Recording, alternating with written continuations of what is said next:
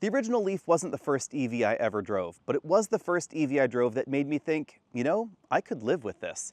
Now the Tesla Model S, on the other hand, that was the first EV I ever drove that made me think, holy shit, I'm driving the future. Well, over a decade later, we are living in that future, and frankly, the Leaf kind of withered on the vine over that time. The Model S, it didn't change too much, but it was so futuristic at the time, I think it's aged pretty well.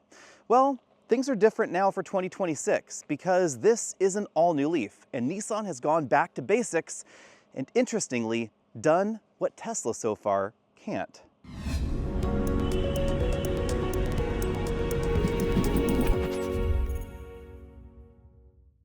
If it wasn't obvious, what Tesla's lineup is lacking is a truly affordable electric vehicle. And that's not for a lack of promise. For some time they had said, we're going to make a $25,000 EV. Not only is that not happening anymore, what we're actually going to get is significantly more expensive than that promise. It's a $38,630 Tesla Model 3, including destination, with a whole bunch of stuff removed from it to try and get to that lower base price. What Nissan is giving us here is the least expensive EV in America, with a sticker price of $31,485, including destination. Well, at least it will be the least expensive for a while because Chevy is bringing back the Bolt at $28,995 starting. But don't worry, Nissan already had a plan because this is going to have a base model with a smaller battery pack and a little bit less power, and it's going to start in that $25,000 range, advertised of course.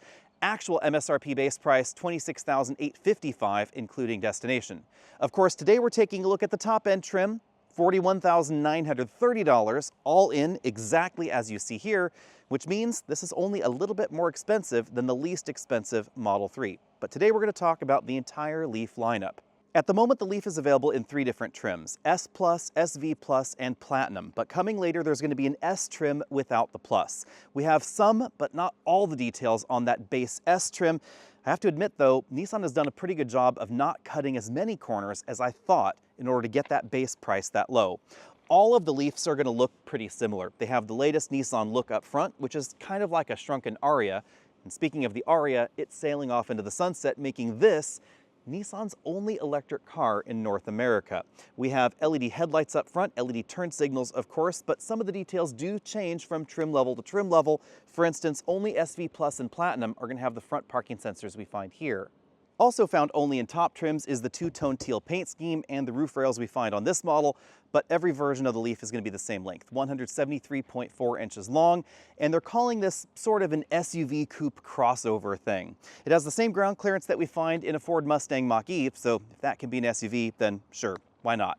We have a hatchback here, even though this does kind of look like a sedan shape, and it's about the same length as a Mazda CX-30 or a Jeep Compass, about 6 inches shorter than a Honda Civic hatchback. Different trims get different wheel styles, but S, S+, and SV all get the same tire size, 215, 55, R18.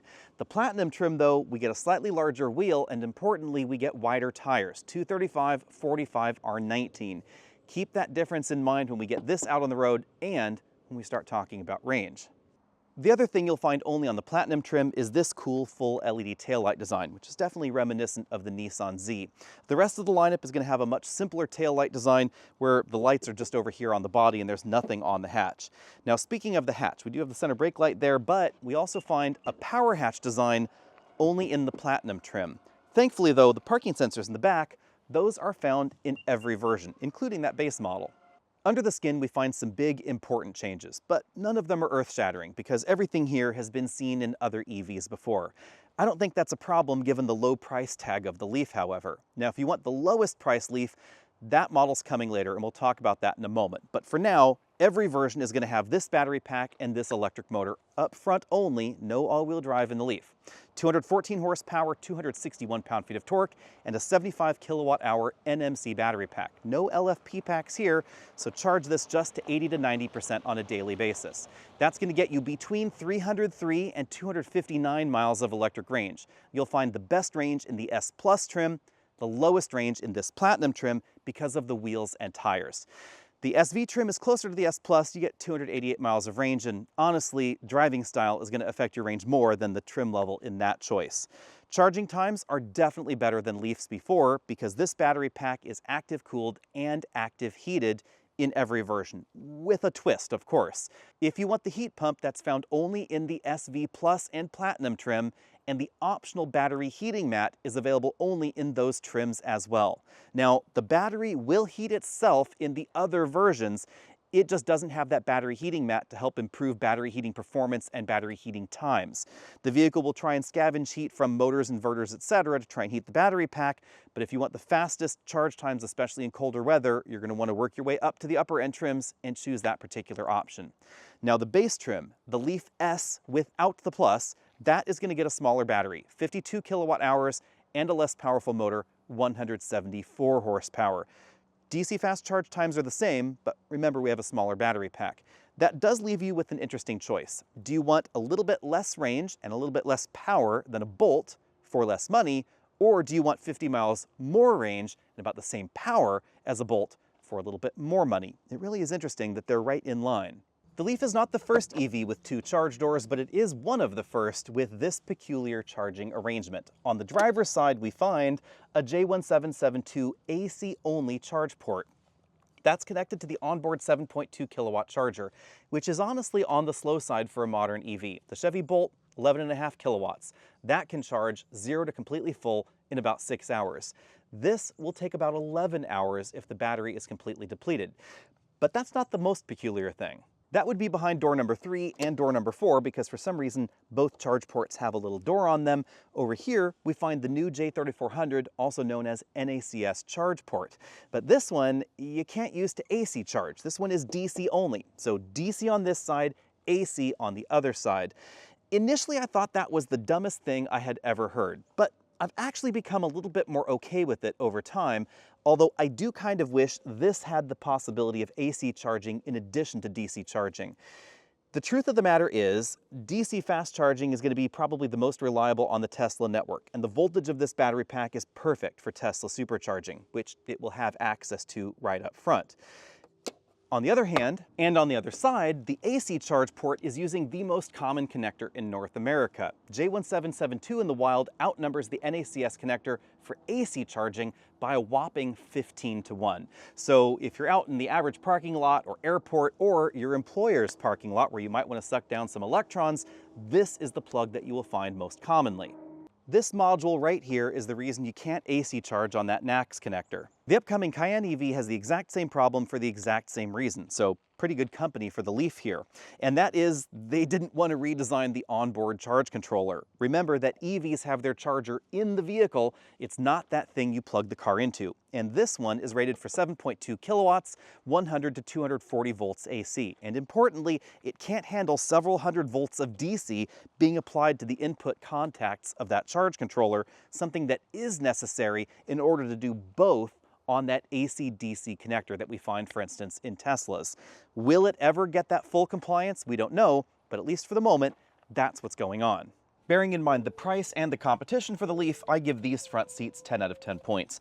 I've always liked Nissan's general seat design. It's supportive, it's also comfortable, and surprising for the Leaf, especially again given its price, we have 4-way adjustable lumbar support for the driver's seat, something I really appreciate. 2-position memory over there on the door, and a steering column that has a pretty solid range of motion. Now, logically, the front seat does not have the same range of motion as the driver's seat. In fact, it is a manual seat with no lumbar support adjustment at all. Headroom is pretty generous, but if you're looking for an EV with a more upright driving position, you should probably look elsewhere. This is a little bit more relaxed and more reclined, even though Nissan is trying to call this a crossover. The size of the Leaf is really obvious when you hop in the back seat because things are definitely a bit tight back here. I was not able to put a rear-facing child seat behind me driving at 6 feet tall, 180 pounds. If you're a lot smaller, maybe that would work, but things are still going to be on the tight side. As you can see, I have maybe about 1.5 inches of knee room left there. The seat bottom cushion is also relatively low to the ground, so adults are going to find less leg support back here. If you have a taller person up front, just know that you're really going to be hard-pressed to fit many people behind them. This front seat's all the way back in its tracks. I had a 6'5" person up front, so you can see my knees just won't go behind that seat at all. You're just going to have to sort of straddle it. Also, the rear bench is not as wide as something larger like a Chevy Equinox. Now, versus a Chevy Bolt, this interior is definitely roomier. It's wider, it's longer. It's not quite as tall though, so my hair is definitely brushing the ceiling here. Although we do have this big panoramic moonroof, which I really like, and something that we're not going to find on a lot of inexpensive EVs. On the child seat anchor front, we have these little plastic doors over the latch anchors, which you know are going to get lost, but the anchors themselves are easy to locate and easy to use. Also, the center shoulder belt and buckle do not interfere with the outboard belts. So if you plan on installing a child seat in the middle, as long as it is narrow enough, it's not going to interfere with the buckles on the outside. But latch anchor to latch anchor for the center position, it's about 18 inches or so. So as you'd expect, the rear bench is just not as wide as something like a Nissan Ariya. Although I do like the touches for this upholstery back here, similar to what we're going to see up front. As always, let me know what you think of the styling of the Leaf, but I have to admit, the rear end is really good looking. Nissan made this as attractive as the original Leafs were, to be honest, pretty fugly.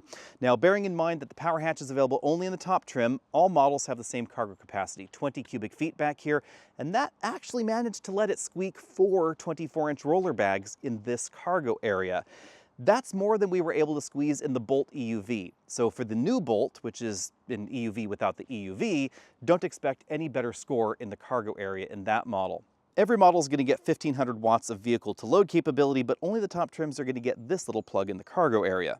Back here we find the same sort of divide and hide cargo system we find in other larger Nissans, doing the same sort of things. You can scoot that into that position to help divide your cargo off. You can also put these tethers on to keep them from flying forward in an accident. And if you remove them both from the vehicle, you'll notice that we have kind of an unusually shaped cargo area.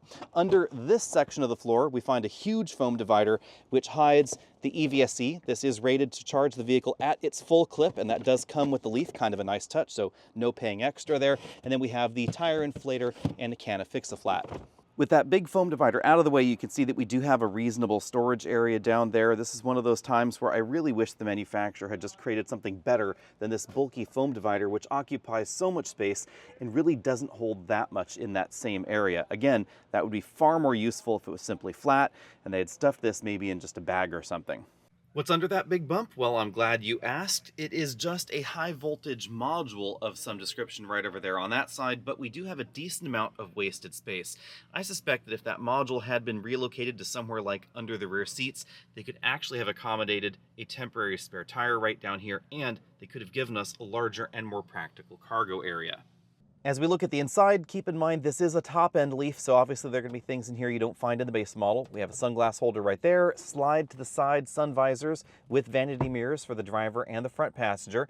The headliner is definitely more premium than I had expected, especially given the base price of the Leaf, although I don't know if this is the exact headliner we'll find in that particular model. Telematics button right there, and this toggle for the big panoramic electrochromatic moonroof. This is a really cool touch that previously we've only seen in much more expensive vehicles, and keep in mind this is just over $40,000 here, so kind of a cool touch. You can see that we have the Leaf logo right there, and you can basically roll this like a shade with the toggle control. This is real time for how that looks. You can roll it forward, you can roll it backwards right like that, but you can only stop it in the middle, which is a little bit of a bummer. So if you just want some of these sections opaque, you can't do that. You have to just let it go right there towards the middle, and you can stop it there. On the other hand, I have to admit, this actually blocked a bit more heat than I thought. I wouldn't mind, however, an actual mechanical shade. We have height adjustable shoulder belts for the driver and front passenger there. We also have height adjustable head restraints with the Bose personal audio surround sound speakers on them. This is a cool touch that I wish we saw in more and more vehicles out there. It's a little bit less expensive than some of the other surround sound systems, and it kind of gives the seats just a cool touch. On the driver's side, we also have the ability for navigation directions and instructions, things like that, to come out of the speakers, which is a little bit less distracting to the rest of the people in the vehicle. We have a really cool pattern on the upholstery in this vehicle, and it may be difficult to see, but this is a dark navy blue right there, so it's kind of a navy blue and ivory theme inside. Lots of different textures and patterns going on here in this imitation leather. These seats are heated, not ventilated in this model. Moving over to the front doors, we find a surprising percentage of soft touch material, so really soft touch armrest right there. That is blue. That's a different, darker blue right there. And then we get charcoal down there at the bottom of the door. The top of the armrest is navy blue. It matches the front of the seat.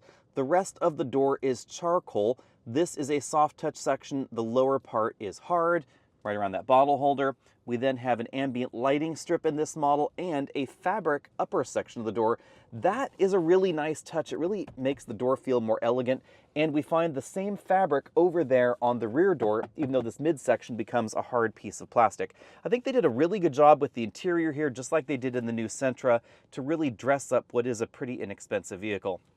Moving over to the dashboard, the upper section logically is hard. We then get that same fabric insert, the ambient light strip right there, air vents located inside that sort of Audi 5000 vibe thing going on there, but just one air vent over there on the passenger side. More of that blue soft touch material here with a little stripe there, and then hard plastics down lower, for instance, around that bin style glove compartment. I was able to fit a 7-inch tablet computer inside there. Now moving over to the center of the dashboard, you find two different screen setups depending on the version of the Leaf you get. If you're looking at the upper end trims, these two screens are just over 14 inches. As you can see, it offers CarPlay and Android Auto right there. If you get the lower trims, then you get two 12-inch screens. So still kind of a lot of screen, especially considering the starting price of the Leaf, which is going to be under $27,000, including destination. Basically, the same software is going on in that base model. You just get slightly smaller screens, although it's honestly not too much of a difference.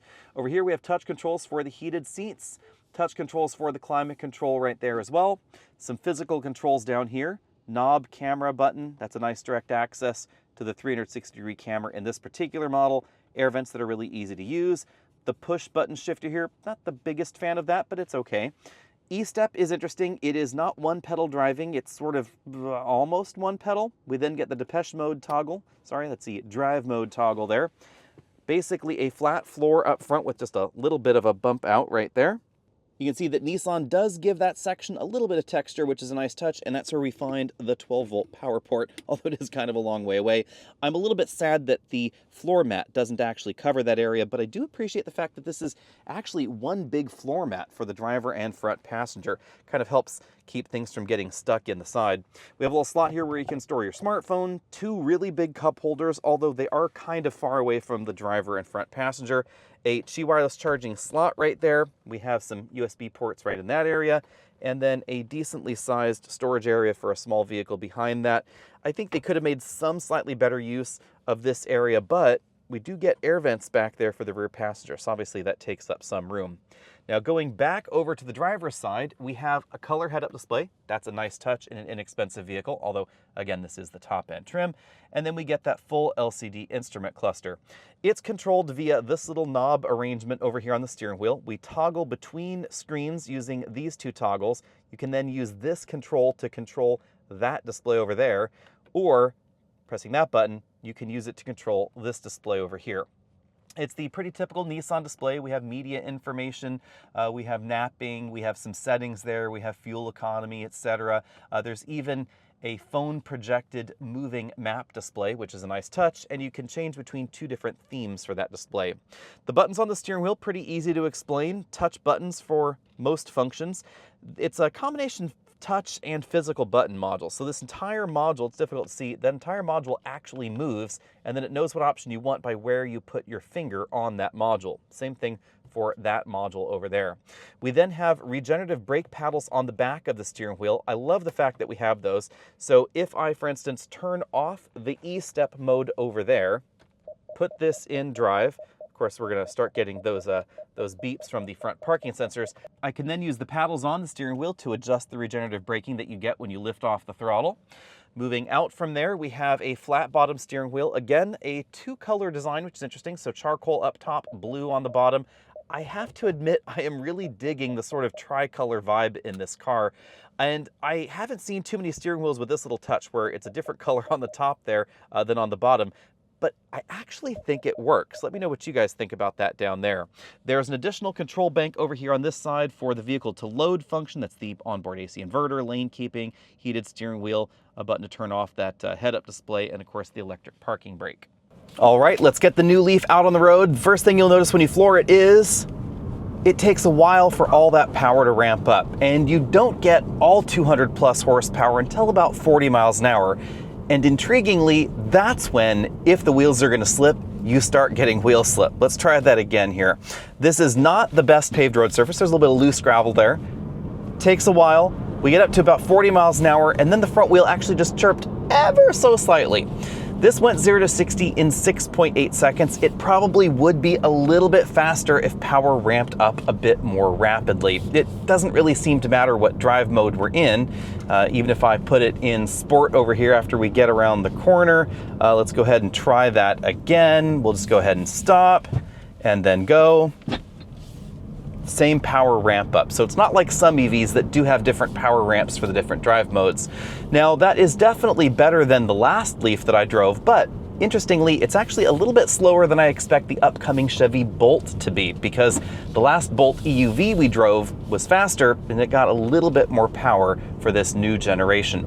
Stopping distance though, that is definitely solid, 118 feet for this new Leaf. It definitely feels different out on the road than any Leaf that has come before. Although, remember, this is the one with the wider tires, the 235 with tires. The other ones are gonna have skinnier tires, probably longer stopping distances.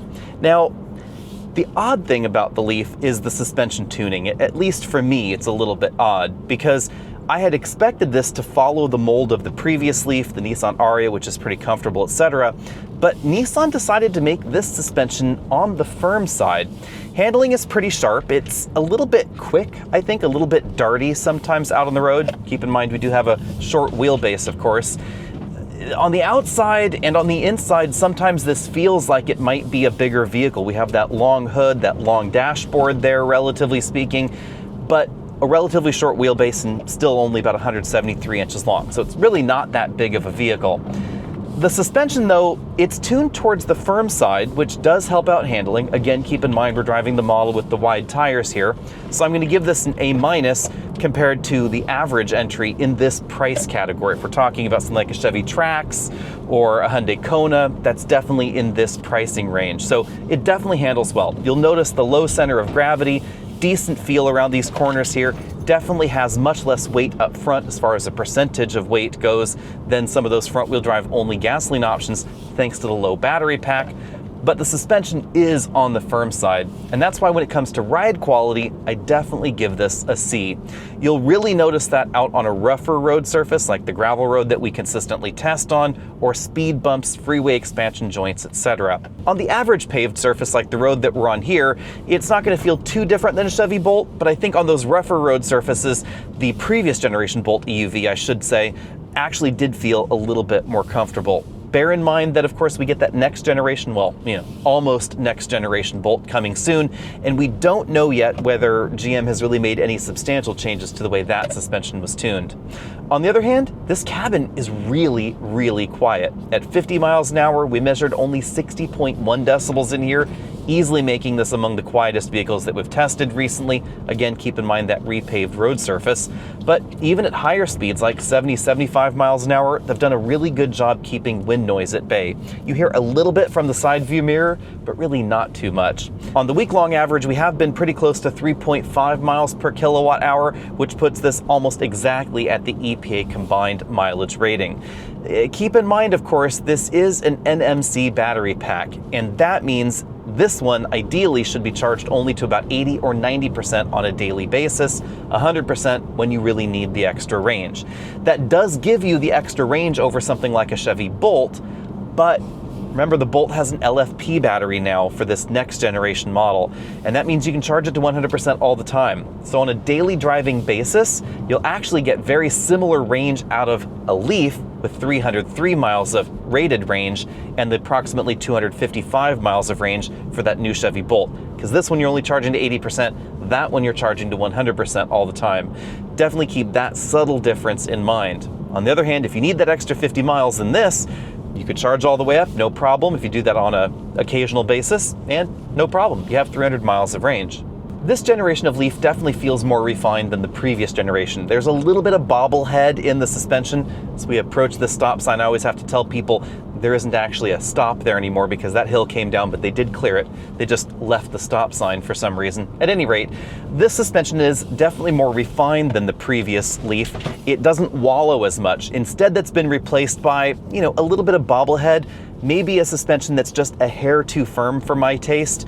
If you get the less expensive versions of the Leaf, keep in mind you do get slightly higher profile tires and smaller wheels. So you do get a little bit more cushion, and that is going to help out the ride just a little bit. I was briefly able to sample a lower end trim from a local dealer that was an SV Plus model, and that one did have the slightly higher profile tires.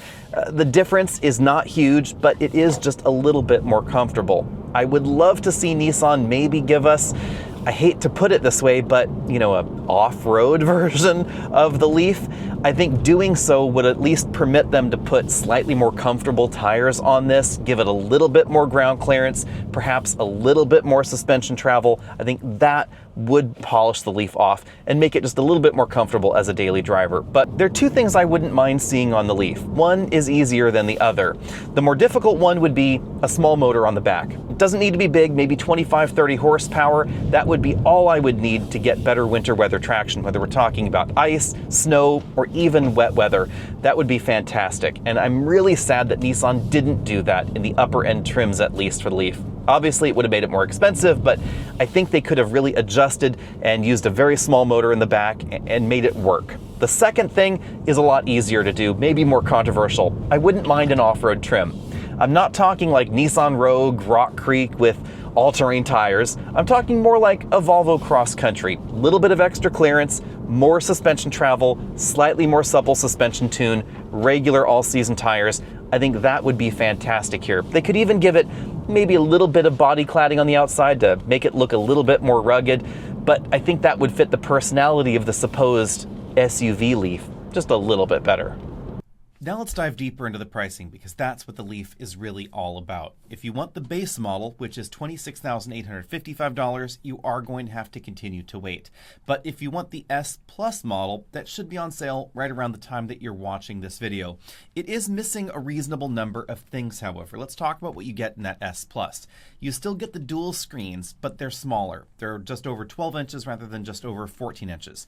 You still get the acoustic windshield. You get Apple CarPlay and Android Auto, something that you don't find actually in a reasonable number of inexpensive EVs out there. But importantly, you get the same active safety tech and, surprisingly, the same 360-degree camera system that we found in the model that we were driving. Also, adaptive cruise control. But you lose the front parking sensors. You still get the ones in the back, but you lose the front ones. You also only get 4 speakers. So we don't know what that sound system sounds like, but just don't expect it to sound that exciting. Not too surprisingly, the smaller LCDs also do not have the Google mapping system built in. So you're gonna have to do your navigation on your smartphone. Although I actually prefer that, so that's not a big deal for me at all. Just know that there's not gonna be any integrated EV charge routing built into those lower end models, the S and the S Plus. Also, you don't get heated seats, and you cannot add a battery heater to those models. So if you live in a colder climate, you might want to consider stepping up to the next trim in order to get that particular feature. At least for the moment, Nissan is still promising us the S trim without the Plus, and this is the one that I find most interesting because we don't lose any additional feature content over the things you've already lost in the S Plus, but you get a smaller battery pack, a less powerful motor, and importantly, a smaller price tag of just under $27,000, including that destination charge. So this is a brand new EV that in many states in the US, you could walk out the door with an under $30,000 MSRP for a brand new EV, and all the theoretical low operating costs and high reliability that could come with a brand new EV. Now, let's talk about the competition, because this is kind of tricky. As far as I'm concerned, there are 2, maybe 3 direct competitors in the United States, because we're talking about truly inexpensive EVs. And then there's some EVs that you could consider as maybe a almost competitor to the Nissan Leaf. The first one is probably the one you've already forgotten about, and that's the Fiat 500e. I don't blame you, because pretty much everybody has forgotten about it as well. It seems like Fiat's also forgotten that it exists. Anyway, for 2025, it got a bit of a price cut. I would not be surprised if 2026 brought an additional price cut or just more cash on the hood. The big problem with the 500e is its price tag, because it doesn't start as cheap as you might think. The base price is right around $32,500, and you honestly don't get too much more in it than you get in the base Nissan Leaf that's upcoming. It's a little bit more stylish, it's quirky, it's cute, whatever, but it's also really quite small on the inside. Now, I think all of that could be forgiven if it was about $10,000 less expensive. If Fiat moved production to Mexico, they put a Chinese-made battery pack, maybe some Chinese-made motors in there, and they could get the price tag down to $22,000, I think the 500e would be all kinds of fantastic, especially if they brought us the 500e convertible from Europe. But that's not what Fiat chose to do. So as it is, the 500e is a quirky, low-volume product that's only going to appeal to someone that really wants to drive a 500e. I think everybody else should just shop somewhere else. It's a little too small, it's not quite quick enough, it's a little bit unrefined in some ways, and really, in just about every way, the Bolt and the Leaf are better. Now, speaking of the Bolt, it is back for 2027. Chevy says it's back for a limited time, but we don't exactly know what that limited time thing means. At the moment, it's going to start at $29,990, but coming a little bit later, there will be a $28,995 starting point vehicle. I think the pricing makes a lot of sense because it's right in between the Leaf lineup. There is going to be a less expensive Leaf, but you're going to get less range and you're going to get less power. There's also going to be a more expensive Leaf, but I think the Leaf comes across as slightly more premium, slightly more comfortable as well. The seats in the Leaf were surprisingly comfortable. I didn't get to spend too much time in the new Bolt. Of course, Travis has spent a little bit more time in it, but the seats are not as comfortable as the ones that we find in the Nissan. Where the Bolt really has an advantage is in some of the tech that General Motors is willing to move down into the Bolt. For instance, the faster AC charging. DC charging, it's really not too different between these two vehicles, but the AC charging is definitely faster. Something I noticed and was a little sad about with the Leaf is that the onboard charger is not terribly swift. And that is where people charge most of the time. 80, 90, 95% of your time you're going to be charging at the office or at home. And especially at the office where other people might want to use that charger, that's where the faster AC charging is really a big win on the Bolt. Also, Super Cruise is available. Now, that is a really expensive option. It's $3,255 or over a 10% price bump if we're talking about a base Bolt. But it is pretty cool, and it's one of the few vehicles in this segment that offers that kind of feature. I prefer Super Cruise to the hands-off driving system that we find in Tesla's lineup, but as expensive of an option as it is, you cannot touch a Tesla with their full self-driving for these kinds of prices. So big win there for the Bolt. Now, full self-driving will do more for you than Super Cruise, but as far as I'm concerned, my use case is really just highway hands-off-the-wheel driving. I don't need it to take exits or some of the other things that full self-driving can do, or at least can promise to do. I'm interested in that longer distance highway driving. So for me, I consider them relatively equal. But if you're after that additional feature set, just keep in mind you're paying $8,000 for it with your new vehicle in addition to the higher vehicle costs. So not really a direct competitor here as far as I'm concerned. The downside of the Chevy Bolt is that the inside, I think, is a little bit tighter feeling. You're a little bit more upright in the Bolt than you are in the Leaf, but some of the dimensions are a little bit tighter. Also, big problem for me, no smartphone projection. So if you love Android Auto, you love CarPlay, you're not going to find it there. On the other hand, you are going to find Google Mapping as standard equipment there. Now, the next competitor that's closer, I guess you'd say, is the Hyundai Kona. We don't know if Hyundai is going to drop pricing to try and compete here, but I wouldn't be surprised if they left it alone because Kia has decided that the Niro EV is so niche and just kind of a, I don't know, quirky little whatever, that they have not adjusted pricing in line with the tariff situation or the tax credit situation. So you'll notice Kona's here, but the Kia Niro EV is not here because it's actually quite a bit more expensive. Now, the Kona offers 2 batteries, 2 motors. The base model is 133 horsepower, 201 horsepower is optional. 200 miles of range is standard, 261 miles of range is optional. So kind of in line with what we find in the Leaf, but not quite as rangy. I guess I'm making up a new word there for the Nissan Leaf. I think I would go with the Leaf. Now, we do have a slightly longer warranty in the Kona if that's of interest to you, but the Kona is not necessarily bigger or more practical. In fact, in some areas, it's again a little bit tighter than we find in the Nissan Leaf. We can't end this video without talking about the elephant in the room, which is the Tesla Model 3. We have a new base version that brings its price down to around $38,000, although that is still about $12,000 more expensive than the least expensive version of Leaf, as long as we do get that base version of the Leaf, mind you. Even if we don't, though, you can still get into a Leaf significantly less expensive than the Tesla Model 3. But you're not really getting the same kind of vehicle. So I will say that Well, the Model 3 is more expensive. It's also a quote-unquote better vehicle, so you have to pay for that better vehicle, but you do get value, I would say, for that extra cash. You just have to keep the options under control because you only get the choice of gray, black, or white. The gray one is the standard color. If you want the black one, it's an extra $1,500. That's a really expensive optional paint job. White is an extra $1,000. So really, it's just the gray one for that price tag. Range is definitely solid at 321 miles. It's rear-wheel drive, so it's definitely going to be more fun, and performance is solid as well at 5.8 seconds, 0 to 60. But like we find in the base versions of the Leaf, Tesla has to delete some features in order to get to that lower base price. They delete things like the FM radio, the subwoofers, both of them. They delete the rear touchscreen, the ambient lighting, the heated rear seats, the different dampers. We actually have some amplitude reactive dampers in the regular Model 3. Those are deleted in the base version. We also get cloth inserts in the seats, and even though we have a glass roof, they cover it with a headliner. So that's kind of a weird one there. Although it is still, again, a really good deal. It's going to handle better than the Leaf. It's going to be more fun than the Leaf. It's obviously going to have native supercharging access to all the supercharger stations, not just the latest ones, because it's a Tesla, but it's going to cost you more money. It's also going to cost you more to insure and keep around long term.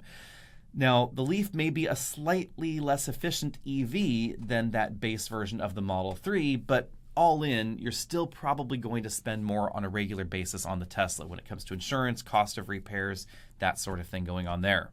And that leads me to my bottom line. The Leaf is truly fantastic, especially if we do end up getting that absolute base model, which again could be out the door in many states under $30,000. That's a fantastic price point. I think it could be even better, of course, though, because if Nissan continues with their dramatic discounting, then we'll probably see some cash on the hood of especially that base model. But also, if they could build it in North America somehow and source batteries from an even cheaper location, maybe they could continue driving that price down, and maybe they could turn this into the electric Nissan Versa. I don't think that's a problem at all. I also love the way that they integrated the charge ports. Over time, I've come to realize that I think this is an okay blend. If I could add AC charging to that NACS or J3400 charge port, that would be even better. But the combo as it stands, I think I'm actually okay with that. So, you DC charge at your Tesla station. The J1772 connector is the more populous connector in the US. As far as AC charging, it outnumbers J3400 or Tesla by like 18 to 1, which is why every Tesla out there, I don't even have the adapter here, but every Tesla out there basically has a J1772 to NACS charge adapter for AC charging because you need one. So I think the way Nissan has done this is actually just about fine. I also love the fact that it has CarPlay and Android Auto standard because I don't need the factory navigation for just daily runabout use. And if you want a road trip, you can plan that on the odd occasion on your smartphone as well.